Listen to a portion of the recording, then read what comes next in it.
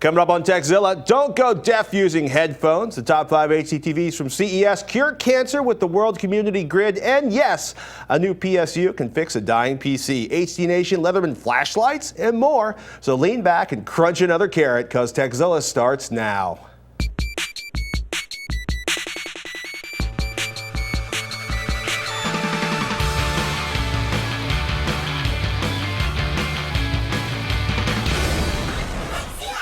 This episode of Tekzilla is brought to you by Netflix, Jack Threads, and HostGator. I'm Patrick Norton. And I'm Robert Heron. Welcome to Tekzilla, hands-on reviews for the latest tech and how to make the most out of the gear you've already got. Hey, whether you're a beginner or tech support for your friends and family, if you've got a question about tech or how to set up that darn Blu-ray player with that brand new HD TV, hey, we might have an answer for you. And if we don't, we'll track down somebody who does. Actually, I would track down you. Exactly. I'll be doing that very thing tomorrow, actually. Are you rested from CES? Are you feeling good? No. I have the plague. You were licking doorknobs in Vegas. You earned your plague. I joke about that, but it is true. I can tell you, all I did was drink doctor. water, sleep as much as possible, and eat vegetables for like 2 days, and play with my kid. That's essentially it. And then the virus kicked in, and no, I'm here on cold medicine.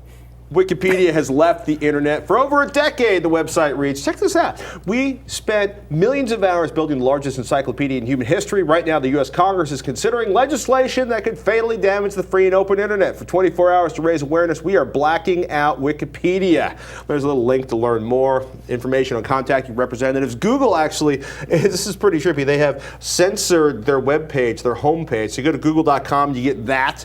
The Google blog writes, you might notice many of your favorite websites look different today. Wikipedia's down, WordPress is dark, dozens, maybe even thousands, and millions of others. The idea is like, look, it's really simple. They're censoring their homepage logo and asking you to petition Congress. What's the big deal? The Google blog asks. Well, then they tell you. The Practically Dead Stop Online Piracy Act, not dead yet, people. It's like a zombie. SOPA and PIPA, the Protect IP Act. Mostly, they suck by putting tools of censorship, just like China uses, ripe for abuse into the hands of the MPA, RIA, and many other companies, organizations, possibly even individuals, or at the very least, the ability to financially punish websites by shutting down their credit card access and more, with pretty much no oversight. This is bad, people. Revision 3 has been shut down by accident. Let's not make it even easier for people that maybe have a shoot first, ask questions later attitude. Let's just not make it easier for them to break the web. Piracy sucks. I agree. Piracy should be stopped. I agree. But breaking the internet is not the way to go about it. And I'm going to walk away from SOPA and PIPA for the week. So there's lots. I understand why people don't want their goods counterfeited. It sucks. It sucks. This is badly coded legislation. It's kind of funny. You know, record sales are up because record companies figured out tools to deliver goods that people wanted to buy. Breaking the internet? Breaking the existing efforts to increase DNS security? Or figuring out how to make a better product and work within the existing judicial ability. I don't know. It's complicated, it's long, but do me a favor, help us fight SOPA and PIPA, or at least give them effective tools and not just another DMCA act that just makes life more complicated without making things better. Darn straight. Darn straight. Hey, let's talk about ratings for a second. Nielsen, the TV ratings people, says that Android still has the lead in smartphone ownership, but iOS is growing in the wake of the iPhone 4S's release. Regular old cell phones are going the way of the dinosaur, people. On the All Things D site, Yahoo co-founder Jerry Yang has quit the company, cold turkey, leaving his position on the board and all other positions. Another four board members left this morning. Normally, we don't get all interested in news like this, but you know, we've been using Yahoo since before basically web pages, pictures. Well, before pictures were on web pages, right? Like I remember, like when the first pictures showed up in browsers, it was amazing. Jerry and Yahoo. Graphics. Yahoo has been around for like a biscuit under 17 years. Jerry's been there the entire time. He's the co-founder. Wow. So Jerry, good luck to you in whatever comes next. Yahoo, we always want to see you succeed. And wow, Jerry's left the building. Just like Wikipedia, except different. A page has turned. Oh my goodness. Hey, do me a favor. I got to pull up his webpage real quick. What do you want do me me a to favor. No matter how much love you are in, how much in love you are, don't share your passwords. Okay, married folks with wills and stuff like that, yeah, that kind of makes sense as long as there's no domestic spousal abuse going on there. But seriously, if you're like 16 and in love, the New York Times article, Young, in Love, and Sharing Everything, including a password, freaked me out. Flat out freaked me out. The idea is that the big thing these days, if you're kids, the symbol of trust is to give your boyfriend or girlfriend all your passwords to your Facebook, to your email account, to your Twitter. Look, if he turns out to be a jerk, and there's a real good chance he will. Or she. Or she. There's a real good chance she will. You're really going to regret sharing everything with he or her, him or her. Same for the young guys out there. Men, women, just I'm not saying don't commit everything to love, except, yeah, matter of fact, I am. You're 16, you're 15, you're 13. Trust me. You're going to look back on this and go, I did what? Change your passwords today. Yeah. Make them unique and make them your own. So we actually, it's kind of funny. We got a box from Leatherman. We're talking to the PR people in Leatherman. I had no idea Leatherman is producing flashlights. I mean, technically, Leatherman's not producing flashlights, but they bought LED Lenser, a German company, back in April of last year. This is playing right into my flashlight fetish. This is the This is the X21. I'm not going to point this at the camera because the camera person will beat me with a stick. I'm pointing it away from the camera. That's bright. That's bright. That's a 3, 6, 7 of very bright LEDs. If I can afford this is going to be my new get out of my backyard light. I shined this in the backyard last night and it lit up my backyard, the neighbor's house, and much of Oakland. Sturdily constructed as it appears. Metal? Yeah, we just dented Formica with it, so that's good. 4D cell flashlight. They sell actually more reasonable flashlights. Actually, this one was pretty interesting because it actually, this is the PSR, it actually has a magnetic charger you can hang on the wall. And what's really cool about the charger is detachable, and it'll run off of a wall wart or, ta-da, USB with a rechargeable battery, which is nice. Flashlights with rechargeable batteries are really cool. And most of their smaller flashlights actually have a pretty slick, tail cap, whatever, but they actually allow you to focus between a sort of broader and narrower beam. So narrower beam for distance, broader beam for not blinding yourself while trying to read a book. That's really slick. And it's pretty good. Leatherman actually has, I want to know what the Leatherman one-hand tool is. They announced it at the SHOT Show this week, and I haven't quite figured out what it is yet. So I'm curious what the one-hand tool from Leatherman is, and if it is bigger or smaller than something like the Leatherman butt. Anyhow. You now have my interest piqued. I must know. I live with a Leatherman. I want to see what comes next. Hey, there's one in my bag. There should be. Has my name engraved on it. We had a bit of a production glitch at CES. A bunch of your HDTV roundup videos from Samsung and other companies did not make it until very, very late. So I got to say, real quick, what are your top 5 HDTVs from CES? Oh, holy cow. I go to the show every year, pretty jaded, and I have to say that 2012 is going to be an amazing year for HDTVs. The focus this year on picture quality and performance of the sets overall will bring out some of the best looking imagery I have ever seen, and it'll bring it right into our homes. OLED, OLED, organic light emitting diodes, they have arrived. This was kind of a surprise to me. LG and Samsung were showing their incredibly thin and bright 55-inch screens at the show. Both companies claim that they will be shipping this year. There are some significant differences between how each company designed its OLED screens, and I can't wait to spend some hands-on time with each one in the lab. I actually have a picture here of the beautiful OLED screen that LG was showing off. That was actually at their press conference, just to give you an idea of some brightness and thinness. And then going right along, here's the 4 display at the Samsung booth. That actually, I timed it just so I could get that OLED logo right on there.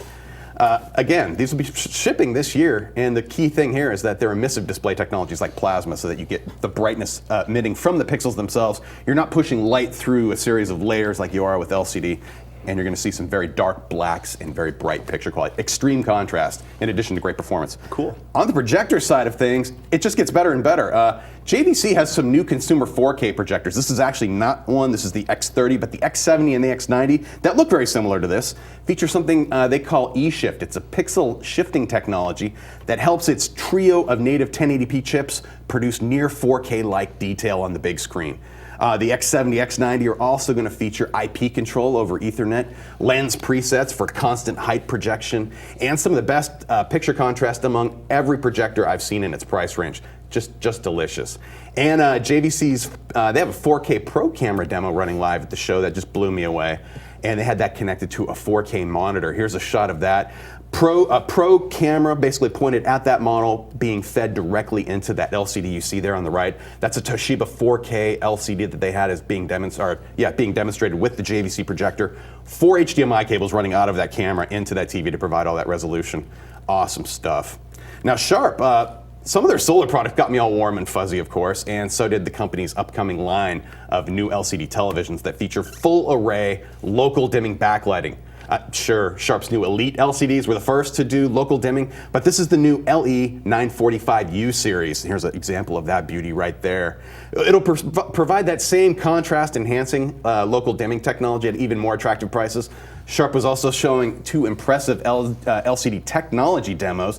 The largest high-resolution LCD on the show floor was a beautiful 85-inch 8K monster that's over 30 megapixels of pixels we're talking about there. This is actually a close-up zoom in that I took with my camera into that screen. It looks almost outdoors. And also they showed off this beauty. This was a side-by-side demo. On the left is a 4K screen that supports the expanded color gamut of the ICC standard, comparing that to something that's very Blu-ray-like on the right, which is 1080p resolution. Essentially, this was just a great way to put side-by-side current technology on the right, similar to what you get out of a Blu-ray disc, versus what we could do in the future with a new standard that will give us not only improved resolution, but an expanded color palette. And I have to say, for things like transparencies, in particular glass, really made a difference having that expanded color palette. LG was also showing off some new full-array LED televisions as well. A couple that stood out. Here's the LM9600. Sweet. They're actually going to throw in 6 pairs of their passive 3D glasses right in the box. Dual play technology that I'll talk about in a second, and their 47 and 55 inch models are shipping in April. Now, dual play technology, going back real quick here, is just a way to display, using the 3D glasses, another way of getting some extra use out of them. This is a passive technology demo where, looking through the glasses, you're seeing one or the other images through the lenses of the glasses. So you and a friend could both be playing a video game side by side. Another way of doing things is with the active technology, where you could actually have 2 separate audio sources in addition to 2 separate video sources. Basically, all of this 3D tech is being applied to new and cool ways of providing us with cool ways of independent 2D picture quality. Cool. And some other cool tech I was checking out was, I have to say, Sony. They had something called the Crystal LED display prototype, and this was a crowd favorite. The company claims that it's using ultrafine LEDs for each subpixel, the red, the green, and the blue, little subpixels that create the white channel or any color that we need to see. Essentially, this is a screen of very tiny LEDs, and if that's the case, that's pretty cool because I haven't seen anything else like that, and that gives you not only, when you turn off an LED, it's going to go off and become very dark, give you that excellent black, in addition to being very bright. And also, every premium TV, this is an example of the top edge of a Samsung model coming out this year, but essentially what you've got there are array microphones and a camera system built in, giving you very Microsoft Kinect-like functionality. You're going to see things like voice control, gesture control, facial recognition in all of the new premium TVs, and it makes me wonder what Microsoft's kind of thinking in the background. So they built this cool piece of tech. They could have probably licensed that to every manufacturer, but everyone just copied it and ran with it, but we'll see what happens down the road. And hey, if you want all the deets on the major HD TV releases at CES, well, we've posted them all at revision3.com/HDNation. Somebody didn't say about those LED lens or flashlights we were showing off earlier? Yeah. They're really affordable. Like the one I showed you with the little rechargeable stand, right? Like 50, 60 bucks online. That's awesome. Not that I don't love my Surefire, but 200 bucks for a flashlight is stupid money when you have a 4-year-old who likes to wander with things. Let's take a moment to thank one of our sponsors, Jack Threads. Only suckers pay full price. You want the good clothes, you want alternative apparel, Kid Robot, Hurley, Stussy, and more. But you don't want to waste all your cash on them because you want to buy a new phone, right? Listen up. You can score these premium brands at up to 80% off every single day. All you got to do is go to Jack Threads. Invite only. They serve up street skate and surfwear brands at incredible prices. And normally there's a wait list to join, but if you head to jackthreads.com/TEK, you're going to get instant access to all the killer hookups. Do me a favor, go there right now. jackthreads.com/TEK. You're not one of the guys in the audience? That's okay. Buy something for your guy at jackthreads.com/TEK, where it is free to join, and you'll instantly start saving without having to leave the house. You like that? jackthreads.com/TEK. Go there now, save money, get nice clothes. How can you lose? Time to get our HD Nation on. While we were at CES, we saw something we hadn't really heard a whole lot about out before CES, MHL. It's available all over the place. It's what the new Roku stick uses. A few TVs have it built in. People are talking about it with cell phones. What exactly does the MHL consortium. What have they put together? Is it a plug? Is it a format? Is it a spec? It's a spec more than anything, and it's a connector agnostic spec at that. MHL stands for Mobile High Definition Link. This is basically taking the best features of HDMI and bridging that to mobile devices. And what they're talking about, at least the first implementation I've seen, is a 5-wire system, and they can essentially use any connectors on each end. It has nothing to do with either HDMI or USB. It turns out that they're actually using a micro USB to HDMI converter cable for the most part. The micro USB being the part that goes into the phone. The HDMI cable on the other end is compatible with the majority of the TVs out there. Just keep in mind, though, that even though the plugs are the plugs themselves, this could be running over pretty much any 5-wire combo. The micro USB port, the benefit really would be on the mobile device, so that regardless if you plug in, say, your data link using standard micro USB to USB, it would sense the voltage there and switch over accordingly to that. However, for the MHL enabled devices, you'd be able to plug that same connector in with a standard adapter cord to, say, an HDMI cable, and that would provide that video link, two-way communication. Now, with devices that don't currently support MHL, you can actually get a little adapter dongle that would go on the end of your HDMI cable and give you then the data feed in addition to the HDMI output to the regular TV. However, a lot of new TVs, including supporters like Toshiba and Samsung and others who will be implementing these ports within their TVs, so you won't need any special adapter cables, and you'll also be able to provide not only two-way communication, but also power for your mobile device as well, so that even while it's hooked up, you'll be able to grab some of that extra electricity and keep it charged up in addition to doing cool stuff. Now, they did discuss an MHL 2.0 standard, and going forward, they're looking to incorporating stuff like networking, basically that Ethernet over HDMI, as well as 3D and perhaps some advanced audio codecs as well. Lossless, I think they're looking at there, more so than, I think they can do up to 8-channel LPCM audio right now, but maybe for some of the Dolby True HD and DTS HD formats. If desired, they'll probably be thinking about that going forward. From this crazy little, mini USB to HDMI plug. That's so awesome. Totally. And like I said, it's really connector agnostic. It's more about, hey, are there 5 wires there? And as long as the spec is supported on both sides, you'll be able to send your data across. A great site to keep an eye on all things related to HDMI and the doings are the Silicon Image folks. They not only do verification, but they also provide a lot of insight as to what they're working on currently and what you'll expect to see in upcoming displays that feature HDMI ports. And they also have a new consortium video link you can see right there as well on their site. Not to sidetrack, but Insta Preview is really cool, where it basically shows you what's on your other HDMI or DVI inputs. It's awesome. We reviewed Optoma's HC33 projector a few weeks ago. Rob has a few follow-up notes on the delightful projector from Optoma. It's their 1080p 3D affordable, super affordable projector. Totally. I botched a couple of things during the review. One, talking about the IR glasses. Right. If you buy the IR glasses, the signal for the IR pattern basically is sent through the light path, through the lens itself. So as long as you're looking at the screen, you're going to get the IR signaling needed to control those glasses. The emitter that I plugged in the back, even though it does have infrared little lights on indicators or whatever, that's actually for the RF system. So I had that completely backwards. I think I also mentioned a list price of about $3,000 for this projector.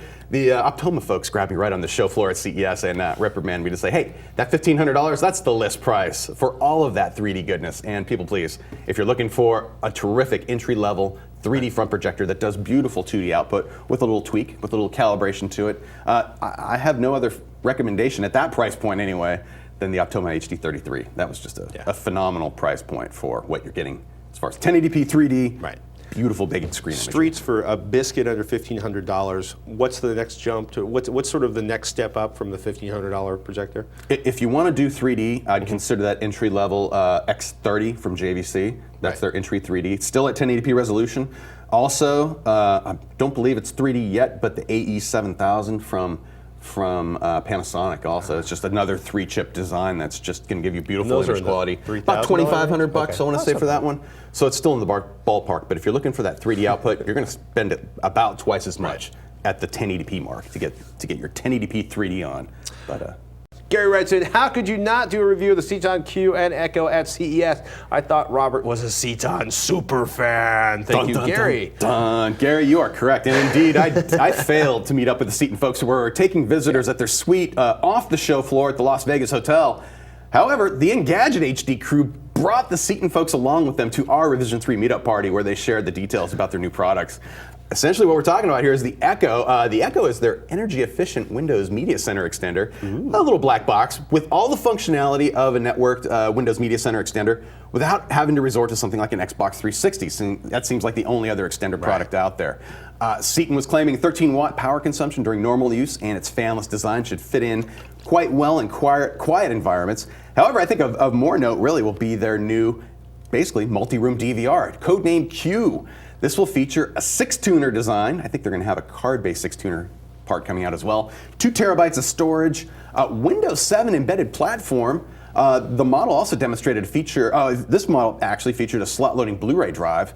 The bi-directional communication that you'd want for additional features like on-demand video, that's supported either via Ethernet or through MoCA, which is the Multimedia over Coax Alliance that should hopefully work one day with all forms of your video delivery, be it satellite or cable.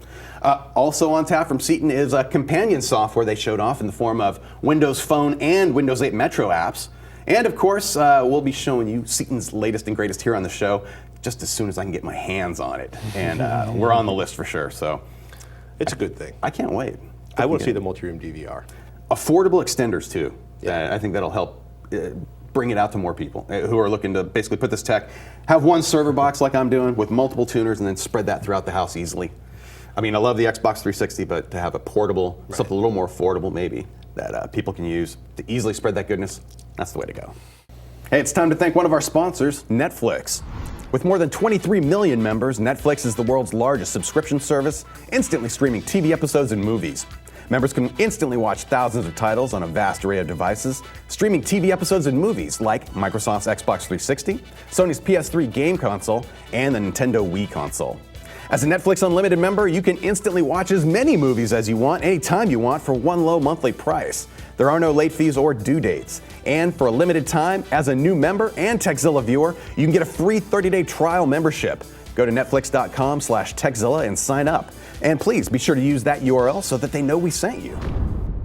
It is so easy to damage your hearing. Ask me about 250 plus punk bands a year in my early 20s with no earplugs. One of my closest friends torched his ears before he got out of high school without leaving his room, without bothering his parents, by listening to his favorite albums at 11 for hours and hours on end. What causes hearing loss? How can you prevent it? Is there a safe way to listen loud? We talked to one of the audio experts at Sonomax while we were at CES. They were building sophisticated hearing protection, i.e. earplugs, long before they started making earbuds. And let me tell you something, if you're a teenager, watch this one because y'all are double the national average for hearing loss. That is not good. Okay, this is from a couple weeks ago. We've showed off ears. We talked to you about the quality. We talked about SonaFit, which is their system for custom molding earbuds. In the future, they may even offer custom molded ear protection you can do yourself. You got 5 minutes, you can have custom molds. It's pretty cool. I got to spend a lot of time talking to Kuba Mazur. Mazur. Yeah. The R thing kills me. I'm sorry, man. Mazur's fine. Mazur, it's, in any case, acoustic researcher at Sonomax. And we talked about it. It was crazy the statistics come out. Average population, 10% hearing loss, 60% of the 10% hearing loss is old age. Traditional hearing loss. You get under 20, you get people, teenagers, you look at that subset in the last few years, hearing loss is hitting, damaged hearing is hitting 20%. Why? Because you're jamming things into your ears and turning up the volume too high. What exactly is going on when I put too much volume into my ear? When the sound level is too high, the SBL is too high, should we start with the basics? How do I kill my hearing?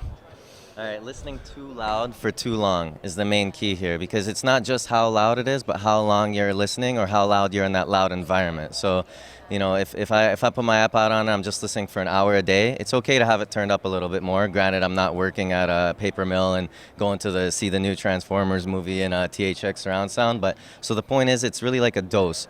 So basically, if you're in a loud environment for a long time, or if you're listening to music for a long time, you need to turn it down. And if you're only there for a short period of time, you can listen a little bit louder, and that's totally fine. When you start looking at hearing loss, what gets killed off first? The highs, the lows? Does it all go at once? Well, basically, from noise-induced hearing loss, it'll be at 4 kilohertz, around 4 kilohertz. So that's no good because, you know, speech is going to be between 1 to 4 kilohertz, which is really important for speech recognition. So you're going to start having problems understanding, the speech. And we're already naturally, as we're aging, rolling off some of those high frequencies. So in a combination with that, I mean, it's really no good.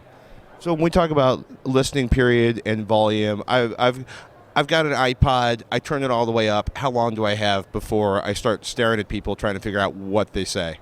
Well, you see, that's where I would really like to see some improvement, because we're definitely all about awareness, and we want people to know and understand that that this is something they should be paying attention to. But you're right, it is difficult to know, because it matters what kind of earphones did I plug into my iPod. Are they really sensitive in-ear monitors that are going inside my ear and providing occlusion, or are they just the standard iPod earbuds that came with my iPod? So that question is really difficult to answer. But basically speaking, Well, I mean, it's funny, right? You look at car stereo speakers, there's always a measurement, like at 1 meter, here's the sound pressure level from this particular input.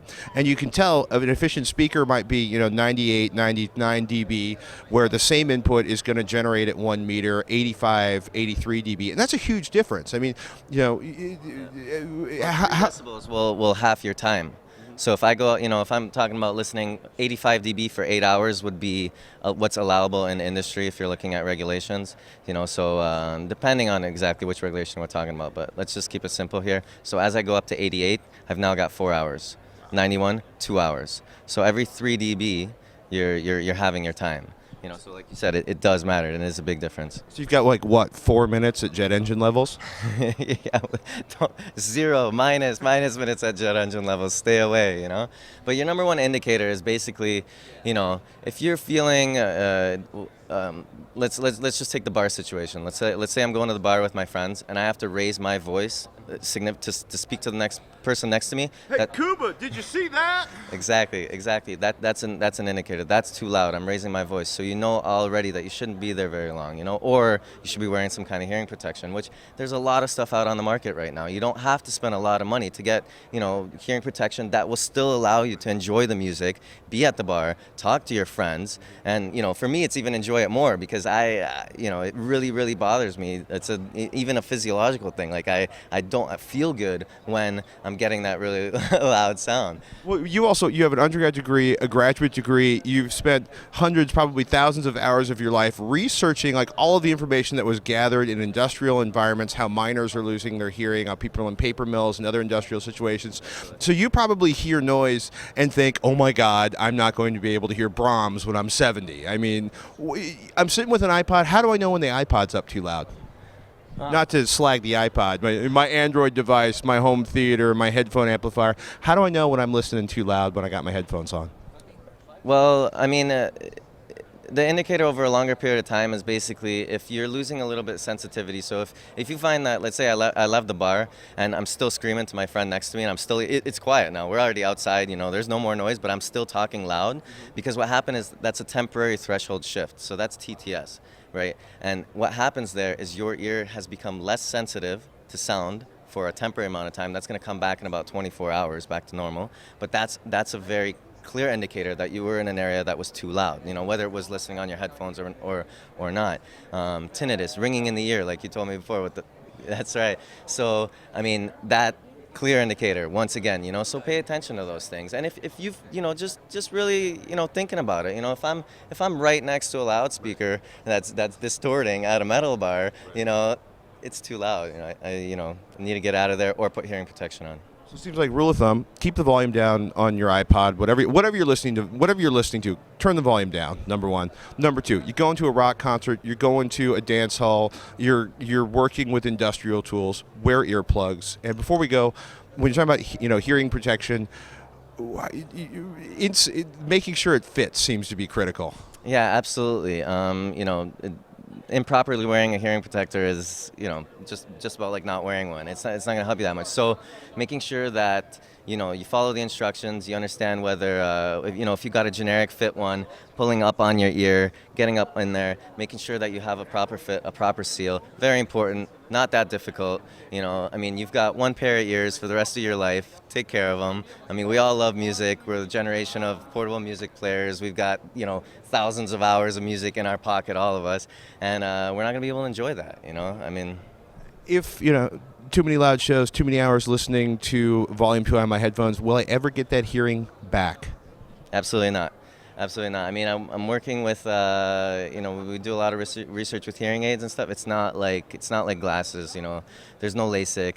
I mean, You can't go in and individually restand all the flattened cilia inside your ear. exactly. I mean, the best that we can do for you is really amplify certain frequency bands and use compression. But the problem is that as your sensitivity has dropped, but your pain threshold has not. So if we're amplifying sound so that you can hear me, so that you can understand me, we still have that pain threshold is at the same spot. So it starts to get difficult to stay in there, and you're still getting exposed, right?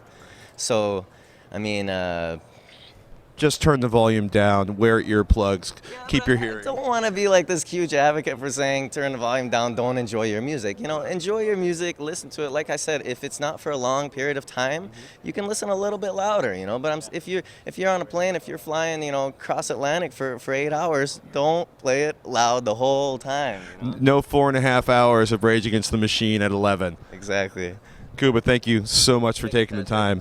Listen to the man. He knows what he's talking about. Let's take a moment to thank one of our sponsors, HostGator. You need a place to host a blog or a website? Your current hosting provider driving you nuts because their customer support sucks? Go with HostGator. You're going to be up and running in minutes. Plans start at just $3.96 a month. Top-rated 24/7 customer support. Access to tools, including a website builder with over 4,000 templates. And HostGator will even migrate your current site to them for free. Servers are 130% powered by wind energy. We're talking about tree-hugging, completely green web hosting. Unlimited disk space, unlimited bandwidth, a 45-day money-back guarantee, $100 in Google AdWords, credit to market your website. Could it get better? Yeah. Matter of fact, Revision 3 viewers get it even better. HostGator's offering 25% off your order or your first month for free. Do me a favor. Go to HostGator.com and enter in the code TekZillaHD at checkout and get your 25% off or your first month free. Hey, for everybody that emailed asking if the power supply upgrade fixed Seraphina's PC, so far so good. It hasn't crashed, eaten a motherboard, or scorched a hard drive since she swapped out a quality power supply unit for one that came with her $60 power supply and case combo. Seriously, if you have a good power supply, you won't need your backups as much, although you should still back up your data. And I will say, I just built a new, all the new motherboards seem to be, at least I'm using some Asus motherboards lately that incorporate a trip for bad power going into it. Cool. That will actually stop everything and then warn you on the boot up again. It's like, hey, your power supply did something really goofy. You might want to check that out. And I gotta say, that's a little extra peace of mind when I'm building new systems. So That's pretty cool, actually. something to think about. At Mike Barrett writes in, at Patrick Norton, at Veronica, at Robert Heron, I just joined the Tekzilla group at World Community Grid, and you guys aren't even members? Oh, no. Dude, there's a whole lot of internet, and there's only 3 of us. Actually, I had never heard of the World Community Grid, so I looked it up. Take a look at it right here. World Community Grid's mission is to create the world's largest public computing grid to tackle projects that benefit humanity. Very simple to folding at home. You download a small app, you let it use your PC when you aren't using it. They've already completed research projects fighting influenza, cancer, muscular dystrophy, and researching rice, clean water, and climate, and they're working on lots more. It's actually pretty slick when you start looking about it. They've got information on projects, geography, terms. I have no idea that anybody had started a Tekzilla group here. You want to give us information on it, do us a favor, email us tekzilla@revision3.com, patrick@revision3.com, and we will share information on the Tekzilla group with everybody out there. We love distributed computing projects. They are so amazing. They are. Yeah, it's actually, it's a crazy grid project managed by IBM. Or I guess IBM provided the technology for it, but it's so cool. Awesome. Hey, Brian writes in, hey crew, now that Netflix is available in Ireland, woohoo, can I use a code so you guys get the credit for me signing up? Thanks in advance. Signed, Brian. Well, hey, yes you can. Our Tekzilla codes to get a free trial at Netflix, which help keep us coming to you every week. Work in the USA, Canada, and the UK, and that also brings in Ireland into the fold. So please, if you are signing up for Netflix, do check out our codes that are available at netflix.com/Tekzilla. We love your questions, people. Send them in to us. TekZilla@revision3.com. Tech questions. You want to share a tip that you want us to share with the audience, do us a favor. Seriously, TekZilla@revision3.com or post on our Facebook page at Tekzilla or Facebook.com/Tekzilla. Always. Not at Tekzilla. Facebook.com/Tekzilla. Like us. Will you like us, please, on Facebook? Please. And of course, we're also on YouTube at youtube.com/TechHD and Twitter at Tekzilla, at Robert Heron, at Patrick Norton, and at Veronica. And thank you so much for watching. I'm Patrick Norton. I'm Robert Heron. Until next time, you've been watching Tekzilla. Music